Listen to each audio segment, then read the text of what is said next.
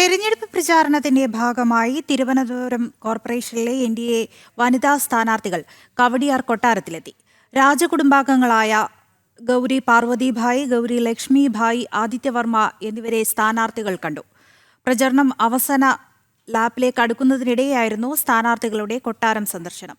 തെരുവുനായ, മാലിന്യ വിഷയം എന്നിങ്ങനെ അടിസ്ഥാന പ്രശ്നങ്ങൾ പുതിയ ജനപ്രതിനിധികൾ പരിഹാരം കാണണമെന്ന് രാജകുടുംബാംഗങ്ങൾ അഭിപ്രായപ്പെട്ടു. തിരുവനന്തപുരം നഗരസഭയിലെ BJP NDA സ്ഥാനാർത്ഥികളാണ് കവടിയാർ കൊട്ടാരത്തിലെത്തി അനുഗ്രഹം വാങ്ങിയത്.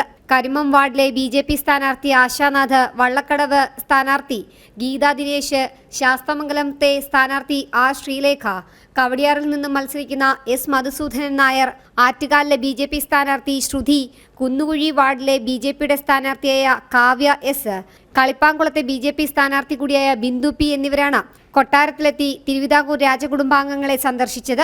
വൃത്തിയും വെടിപ്പും ശുദ്ധവായുവും നല്ല ജലാശയങ്ങളും മെട്രോയുമൊക്കെയുള്ള തെരുവുനായകളെയും റോഡിലെ ഗർത്തങ്ങളെയും ഭയക്കാതെ ജീവിക്കാൻ പറ്റുന്ന ഒരു വികസിത തിരുവനന്തപുരം നഗരം തന്നെയാണ് എല്ലാവരുടെയും ആഗ്രഹവും സ്വപ്നവും.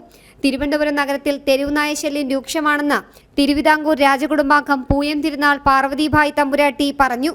ഞങ്ങൾ ഇത്രയും വർഷം ജനിച്ചു വളർന്ന അനന്തപുരിക്ക് ആര് വന്നാലും നന്മയുണ്ടാക്കണം, നല്ലത് വരണം, ചവറ മാലിന്യങ്ങൾ ഇതൊക്കെ പോകണം, തെരുവുനായൻ്റെ ഉപദ്രവം, സിഗ്നലുകൾ വർക്ക് ചെയ്യാതിരിക്കുക, ഇതെല്ലാം ശരിയാക്കി തിരുവനന്തപുരം ഒരു മനോഹരമായ ജീവിക്കാനുള്ള ഒരു സ്ഥലം ആക്കി തീർക്കണം. തെരുവുനായ പ്രശ്നം ഉണ്ട്, നല്ലോണം ഉണ്ട്. ഇവിടെയൊക്കെ കയറി വരാറുണ്ട് ചിലപ്പോൾ പട്ടികൾ.